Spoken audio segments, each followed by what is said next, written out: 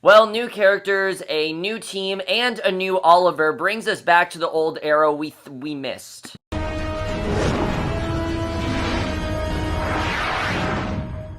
Hey guys, remember the season premiere of Arrow, Season 5, Episode 1, Legacy, and I was definitely looking forward to this episode. You guys know I'm one of the few people that actually didn't hate on last season. I thought last season was genuinely great at times. Was it a perfect season? Hell no. But when it was great, in my opinion, it really was great. Was there a little too much Oliver Felicity stuff? Yes, there was. But really, I think the problem with last season is that they really lacked the focus. I think that's really what happened. There was too much that happened last season. There was too many casualties, and I've said before, people don't like to watch a season where just depressing shit happens, and that's really what last season was. Things really did go down last season. I mean, Laurel died. You had a villain that wanted to blow up the entire, world. You had, Oliver and Felicity broke up. I mean, a lot of shit happened last year. Diggle's brother died. A lot of things happened, and, well, actually, Diggle killed Andy, but a lot of things happened, and that's something that going into this premiere, I was a little bit worried about. I really didn't know if the show was going to be able to come back from what it did, because while I was fine with it, I didn't really know how the show was going to go on without what we thought it was, but I gotta say, overall, I was really impressed with this premiere. Now, was this a perfect premiere? No, I don't think this was a perfect premiere. I think there definitely were some very minimal, not huge problems, but minimal problems. But overall, I really did enjoy this episode. I think it was a very good start to the season, and I really do think that they are, in fact, trying to get back to the old Arrow. But let's just get into this episode because I really did enjoy it overall. We start off and we see Mayor Oliver, because Oliver's now the mayor. He's late, and the police department aren't happy about it. Thea is playing interference with an irate police captain, and she doesn't know where he is. And I like that Thea is kind of Oliver's campaign manager right now, because that horrible character of Alex is gone. That character was so bland and so boring. So I'm glad that he's gone, and Oliver's fighting bad guys in Chinatown, and right away we can see this is a much more hardened, tougher Oliver. This is not the Oliver that just, isn't afraid of killing. It's not the Oliver that does things through negotiating. This is an Oliver that is very hardened and very violent, and he sees a large device that has a number of small bombs strapped to it. Lonnie Machin is the perpetrator, and while Oliver takes him out, a man in a hockey mask tries to disarm the bomb. Felicity's already doing it remotely, though, and Oliver tosses the man aside, telling him to stay off the streets. Oliver then shoots him in the knee, and I think it was a great way to start off, just really showing that Oliver is back to that hardened vigilante, and that's something that this episode really did show, is that the Oliver Queen in this episode is not the Oliver Queen we've seen for the past 2 seasons. For the past 2 seasons, ever since, Slade, and ever since what happened with Moira, he's made a commitment to not killing. But as we know, he had to kill Dark. I mean, there was no way that he was going to let Dark get away with what he was going to do. He had to kill him. So he did, in fact, kill Dark, and now that he's killed Dark, I wouldn't say he's kind of gotten a little bit confident. You definitely do see that he's gotten confident, and by getting confident, he feels that he needs to kill. And I think that's something that showed very well in this episode, how much he has gone back to the old Oliver. And I really do like seeing that, because Arrow, I think, works best when you have a hardened vigilante. You don't soften him up like they did. I think it's better this way. So at the police department gala, Oliver shows up at the last minute, offends the police by telling reporters that they're looking into allegations of police corruption, and Thea tells Oliver that he needs to get his act together. She knows what he's doing. Obviously, they're depending on him to be the mayor, and he's not even showing up. So already they're having problems because he said that he'd be the mayor, and he's not. And you can tell this is already kind of a problem for him. So in the flashbacks, Oliver is, and let me get to the flashbacks here, because you guys know I did not give a fuck about what was going on in the flashbacks last year. I found them vastly uninteresting. I found them to be a major step down from what they were doing, and I really just could not figure out where they were going with it. This season, however, this I like. I mean, not only did they say that this is going to be the last season of flashbacks, which thank God, because they should have ended these a while ago, but we're finally starting to see things that connect to the show in general, because we see Oliver, he's in this underground fight club in Russia. A huge man starts to get the better of him until Oliver chokes him out. He breaks his neck and just straight up kills him, and again, we're reminded how when Oliver used to kill. And I think they did a good job of this season of actually connecting the flashbacks to what's going on, which is something last season completely avoided. I mean, last season did not want to connect the flashbacks at all. They were just kind of there, and I don't really know why, but this season actually acknowledges that, oh, these flashbacks actually have to connect to what's going on, and they kind of do. So now the fact an organizer trade gives him money, Oliver says he wants intel on Cover instead. Somebody from the Bravada comes up, knocks him up with the cattle prod, and there's a lot of torture stuff in this episode. I thought they did it pretty well. Like I said, this is a much more violent season, you can already tell, and I really did like that. So back in the present, Felicity, who is right now the only original member of Team Arrow still in Team Arrow, in fact, there really isn't a Team Arrow right now, she's been gathering intel on other vigilantes in town and wants Oliver to form a new Team Arrow, and he's very reluctant, and this is probably one of the strongest points of the episode. The fact that it's not that Oliver thinks that he can do it on his own, he has the mentality that Diggle and Thea will come back. They've been with him since the beginning, they stuck with him through thick and thin. They will come back. They just need some time off. They will come back. But Felicity's thinking of, what if they don't come back? We have to be prepared if they don't. And she's not wrong. I mean, the Diggle and Thea we're seeing this season, again, they're not the same Diggle and Thea we've seen throughout the show. These characters have evolved, and that's something that the show acknowledges very well in the season, and I think they did very well in this episode. Oliver wants to think that, oh, they're going to come back because they've been with me, and they're my two closest allies, but that does not mean that they're going to come back. And I thought that's something that the show showed very well in this episode. So we then see a group of corrupt police officers. They break into this drug den, and they fake a shootout between rival gangs so that they can steal the guns and the drugs. But another group of men comes in with heavier artillery, the leader of the group, and I thought the scene really was well done because, again, you can tell right away that we really are getting away from all of the, metahuman stuff and, magicians, and now we're focusing more on street criminals because that's where the show is at its best. The problem with Arrow last year is that it tried to be like The Flash. It tried to be like other superhero shows, and it didn't remember what made it great. I think that really is the main problem with last season, that it didn't really feel like Arrow. It felt like this new, more fun, trying to be too fun, and it worked in the first half, but in the second half, it really did not work as well, and I think it's something that showed very well in this first episode. They are, in fact, going back to street crime, and I think it's where the show is at its best. That's why shows like Daredevil and Luke Cage and Jessica Jones are killing it right now, because there's such small concepts. I mean, think about it. Daredevil is him trying to protect Hell's Kitchen and trying to, make sure that he doesn't kill and that he doesn't go bad. Jessica Jones is her trying to move on from her past, and Luke Cage is him trying to defeat Harlem. Those are very small concepts, and there's not really a ton of other exposition stuff to deal with. Yes, there are other characters, but they all live within that world. And that's something that I think Arrow and The Flash sometimes had a bit of a problem with last season. They had to set up Legends of Tomorrow, and they had to take time out of the, regular plot of the show to set up those episodes. But now that everything's established, now we really can, in fact, move forward, and I think it's something that the shows are willing to do, and I really did like seeing that here. So, the leader of the group beats the lead cop into unconsciousness, declares himself as the new boss, and we meet Tobias Church, the man who killed the dirty cop, who is played by Chad L. Coleman. Great to see him back on TV. I really did miss him. You guys know how much I love Tyrese as a character on The Walking Dead. He was one of my favorites, so great to see him back here. And I haven't seen him since then. He killed the dirty cop, who is a criminal who has spent time in Hub City and a Bloodhaven, and with the dead cop out of commission, his new people, new leaderless, a CSI suggests seeking out Lance, who's back in town, and here's the storyline that I was definitely reluctant about, because you guys know that after Laurel died, I really didn't know what role Lance was going to play on the show. Lance was always meant to be the father figure of the show. He was very much a father figure / friend to Oliver. He, of course, him and Laurel's relationship was one of the best parts of the show. I think they always handled that very well. And with Laurel dead, I didn't really know what role he was going to play here. So I honestly thought they were just going to write him off and that he wasn't going to be in the show anymore.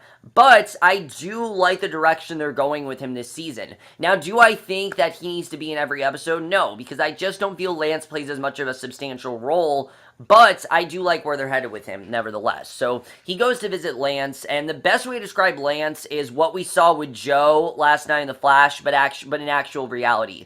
Lance is very hardened. He is a drunk now. He's got like a full-on beard. He's badly hungover, and we find out very quickly that Donna left him and he made his way back, crawled into a bottle, and basically they stripped everything down with this character. I mean, he's pretty much lost everything, and he challenges Oliver on being an absentee mayor. Oliver suggests that Lance should come to work with Team Arrow when Diggle and Thea return, and again, Lance actually rejects him and elects to drink more. And it's not because of Oliver himself, and I think it's something that they showed very well in this episode. They didn't leave because of Oliver. They left for their own personal reasons. Lance because he just can't see someone else die, and he just can't be within Team Arrow because he knows, what that did to his daughter and how his daughter was in Team Arrow, and he just can't be a part of it.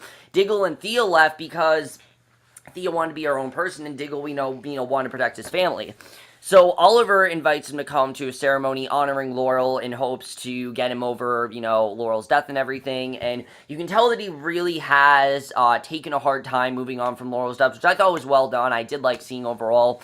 So in the flashbacks, Oliver is waking up, he's tied to a chair, and he's being lectured about killing the Speaker's best fighter. He has the book that Oliver's father gave him and is reading off names. Oliver insists the man replace the book, but the man wants to know what it means. Oliver tells him it was his father's, and he's waiting to use it, and the man tells him that will never happen. He puts a gun to Oliver's head. Again, really crazy stuff there, but at the lair, Oliver is ditched his security detail. Felicity again tells Oliver the Team Arrow isn't coming back and that he needs more help to take on Church. He just can't do it alone, but Oliver feels he has to, and his crew. Oliver isn't interested in a new team, but tells Felicity to track down Church. He's going to do this on his own. He's not going to let Felicity tell him what to do, and I like seeing that. I like seeing that he's not just going to, let Felicity tell him everything, because that was a big problem last season. I didn't dislike Felicity. You guys know, I actually really like Felicity as a character. In fact, I think she's one of the more fun parts of this show. She's meant to be the comic relief. The problem was last season, they gave her all this dramatic stuff and forgot that Felicity is supposed to be the comic relief. And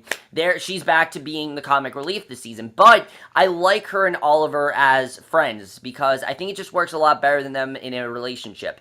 2 scenes ago, I would have said, oh yeah, I want these two in a relationship, but we clearly saw what that did to them last season. These two just can't be together. And what I mean is, they can be together by the end of the show, but they can't be together in the sense where they're together and we see them together. It just doesn't work as well, and I feel like them not being together already is a really good development for the show, and really is a big improvement. I do like seeing that.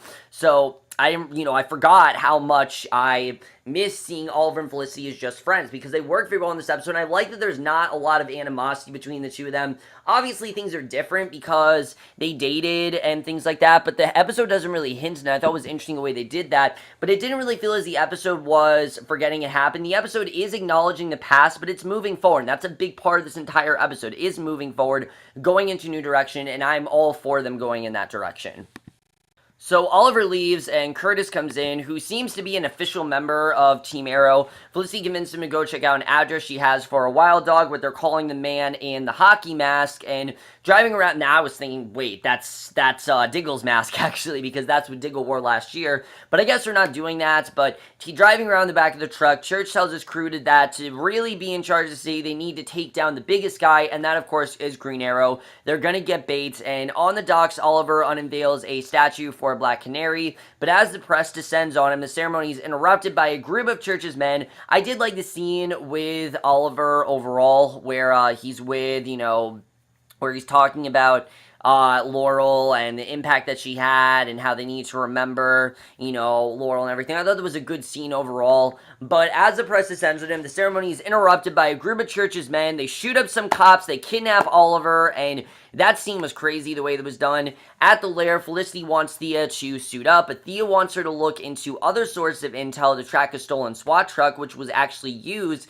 to kidnap Oliver and others. And Oliver tells Church that he's wasting his time, the Green Arrow isn't coming back, and he tells Church that if he lets the other hostage go, he'll make sure that Green Arrow shows up. But Church rejects him. He's telling him that, look, you're no match for Green Arrow, and after Oliver insults Church, Church puts a bag over Oliver's head, punches him, then tells one of his men, a dirty cop, to bring Oliver someplace and teach him some manners. And Church really, you really do see how savage Church is. And again, the fact that he doesn't have powers, just his bare hands alone, that's what makes him scary. And that's what makes Arrow a good show. Arrow's not supposed to be a show about a bunch of superheroes.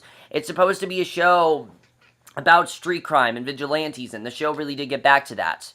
So in the flashbacks, we see Anatoly, who If you remember Anatoly was way back, I believe, in the first season. I didn't watch the first season, but I guess Anatoly was in the first season, and basically he shows up just in time to prevent the Brood of the Men from killing Oliver. He orders the men to leave. He nearly takes Oliver's book with him until Oliver reminds him to drop it. Anatoly dislocates Oliver's thumbs to get him out of the bond, something he says Oliver can teach himself to do, and the two are happy to see one another, but Oliver tells Anatoly that he's actually here to kill Constantine, we find out. And I thought it was interesting that we found this out. I don't think we knew this, but yeah, he's actually there to kill Constantine, and we knew that Constantine was going to play a role in all this, but knowing that's why Oliver's here, I think is very interesting, and it already seems like this is very focused. Like, it really does seem like they know what to do with this.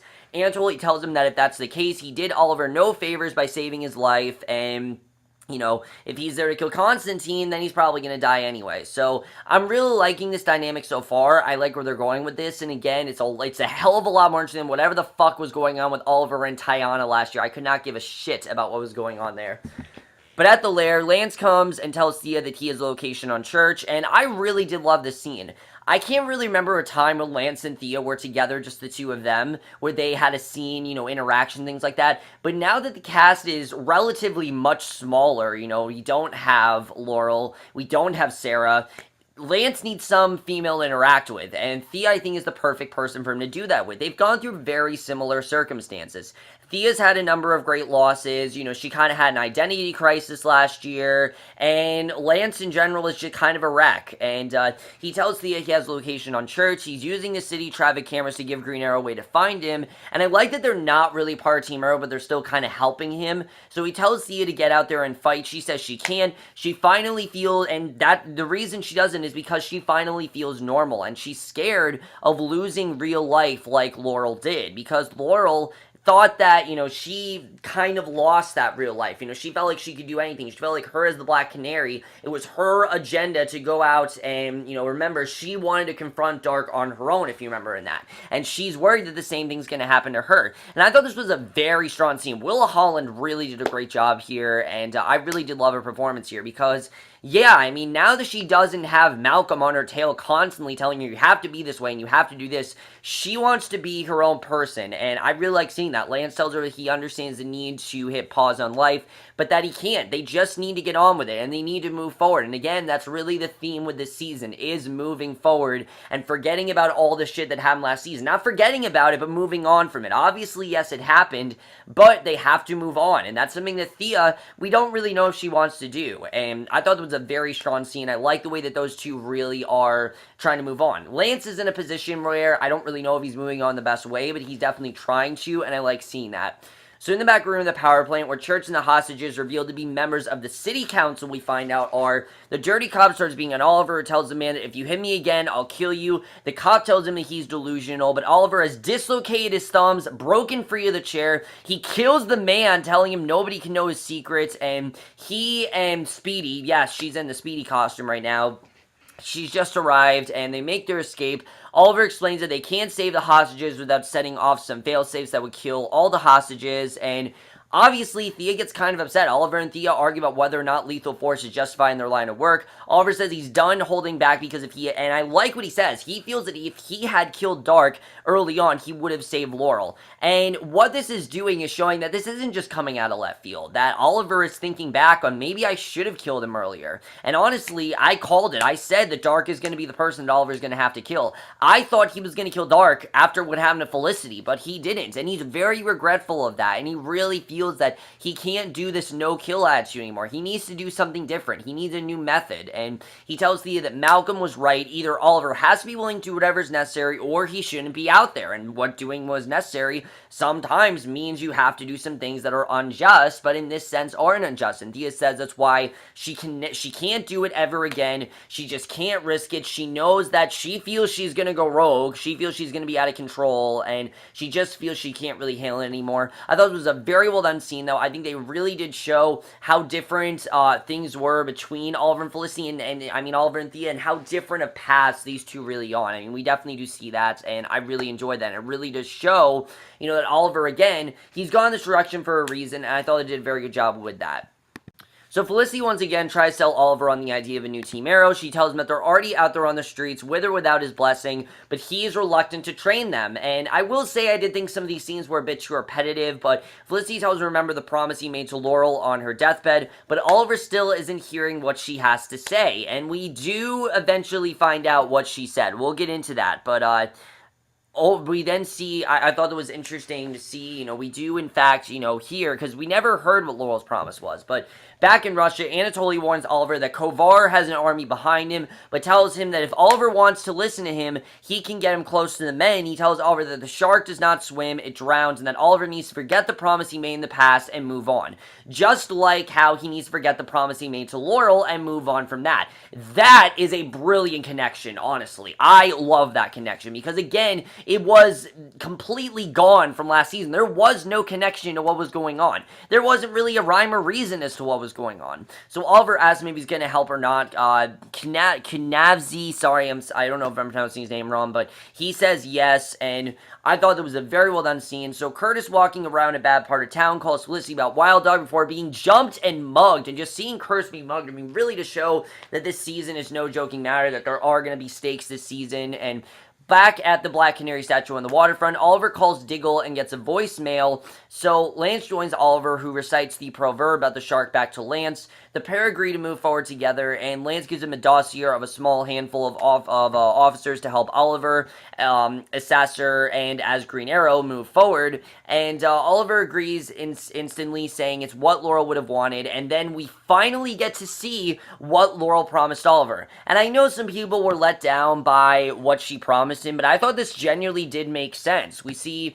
she requests, finally, we thought this was going to be some big secret, like maybe she knew about Dark or something big on there, but and it turns out actually that her last request is that she should not be the last Black Canary. She says that way a part of her will always be out there with Oliver. Now, let me explain this. She's not literally saying, oh, I want someone else to be the Black Canary. What she's saying is, I don't want you to be the last member of your team. I want you to add more people. I want you to add more members, because that is what I want you to do. She wants him to continue doing what he's doing. She wants him to have a team, and she feels that by having a team, it'll be like a part of her is with him. One of the things that Laurel and Oliver, especially towards the end, got done so well is that those two had very similar agendas, and that Laurel was one of the only people that really understood why he was a vigilante. Even in the last season, Felicity really did not understand why he was still a vigilante and why he was doing what he was doing, but she did understand, and I thought that was a really well done scene. I like seeing finally what Laurel's promise was. I think it was a long time coming, and I think it really did pay off in the end. So, at the power plant, we see Church as the hostages. Lance sends some cops to infiltrate the building, while Oliver and Felicity banter about whether or not they're a team. And Church is playing Duck Duck Goose with a councilman, is about to attack one with a baseball bat. Kind of a cheesy scene, but Green Arrow and the cops invade. The cops focus on the hostages. Oliver takes on Church. One of the cops notes that the building is in danger of exploding, but Oliver isn't willing to leave without taking Church into custody. The police get the council to safety. Oliver makes his way through the exploding power plant, shooting a grappling arrow onto Church's escaping helicopter. The two fight inside of it, really getting a Season 2 vibe here. I really like the way this was done. Church gets away while Oliver uses another trick arrow to parachute away, and nothing felt impractical about this. Honestly, everything felt practical. Everything did make sense, and there wasn't any sort of outworldly, element to this that just kind of felt like it was out of place. The magic and arrow don't really mesh together, but this works. I like the way this is going, and I thought this actually was a pretty cool fight. And I like that Church did get away, because I don't want to be brought into custody yet. So, the next morning, Oliver introduces the anti-crime initiative that the police brass have been pushing, forming an anti-crime unit of Lance's recommended officers who will answer directly to the mayor's office, that he needs this anti-crime unit. Obviously, he has people after him, and I like the way that Lance is indirectly helping him without actually being a part of Team Arrow. I think that's honestly really interesting. So, Church, meanwhile, has brought together the heads of the local gangs, including the Bertinelli family. Church is Bertinelli assassinated by one of his own men when he challenges Church's authority, and at the lair, Felicity, and that was a very interesting scene the way it was done, the fact that he challenged Church's authority. Church clearly works on his own terms, you definitely see that. So at the lair, Felicity once again pushes Oliver on the new team, and he relents, bringing the files on Wild Dog up on screen. Curtis, bruised and bloodied, shows up to demand he joins Team Arrow too. I don't know how he's going to join, but I guess he has some sort of, he's going to be some sort sort of vigilante. I don't know what capacity, but I'm looking forward to seeing what happens with that because that's going to be interesting. So in Russia, Anatoly tells Oliver that the only hope he has to kill Kovar is join the Bratva. He says the initiation might kill him if he's not careful, puts him in the center of a room full of goons, telling him that if he survives, he can begin the process of becoming Bratva. The men jump Oliver, and again, I really like where this is headed. This seems like it's very focused. They seem like they actually know what they want to do with this, and again, I am all on board with the flashbacks for this season. So then we get to the end of the episode, which I thought was really well done. We see Oliver and Diggle are talking via Skype, and I like this. I like that we did get to see Diggle in this episode, but there's no outlandish or convenient reason why Diggle should be brought back to Team Arrow. I mean, last year's premiere was good. It was very convenient looking back, and this one really wasn't. They're talking via Skype. Oliver asks Diggle whether he thinks that they should put together a new team.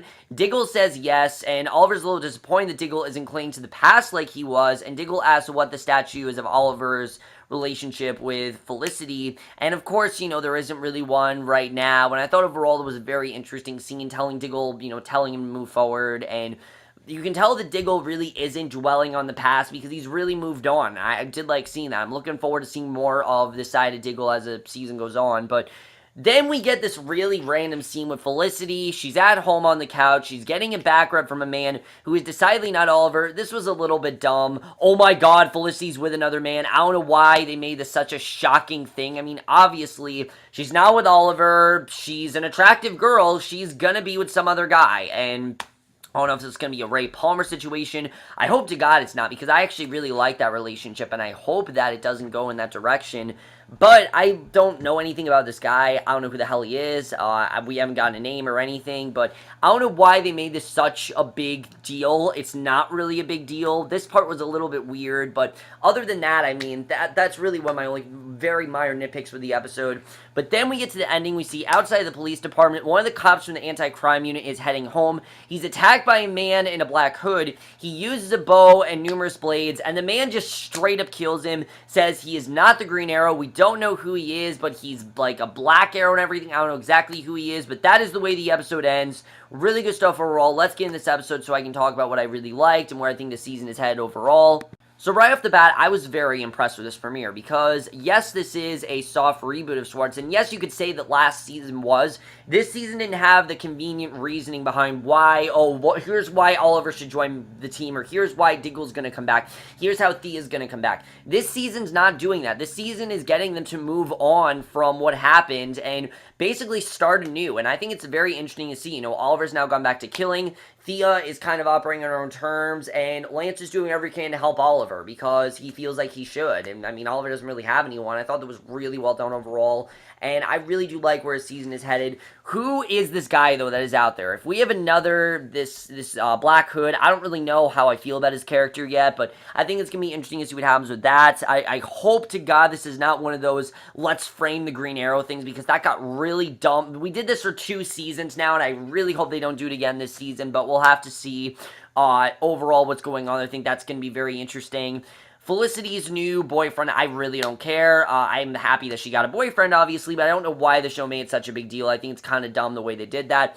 I really do like that Oliver is creating this new team. Who's this new team going to be? Are they going to be as functionable? I mean, this is a team that isn't as experienced, and they haven't worked with Oliver before. So I'm looking forward to seeing how he's going to be on this new team. And I like that he is, in fact, creating a new one, because, honestly, while I do like the characters we had, they've moved on, and they have evolved. And again, they might not want to be on Team Arrow. So seeing these new characters, I'm looking forward to seeing how they're going to do with that. Maybe even bring Roy back, possibly. I'm hearing there's a possibility that Roy might come back, but we'll have to see the way that turns out.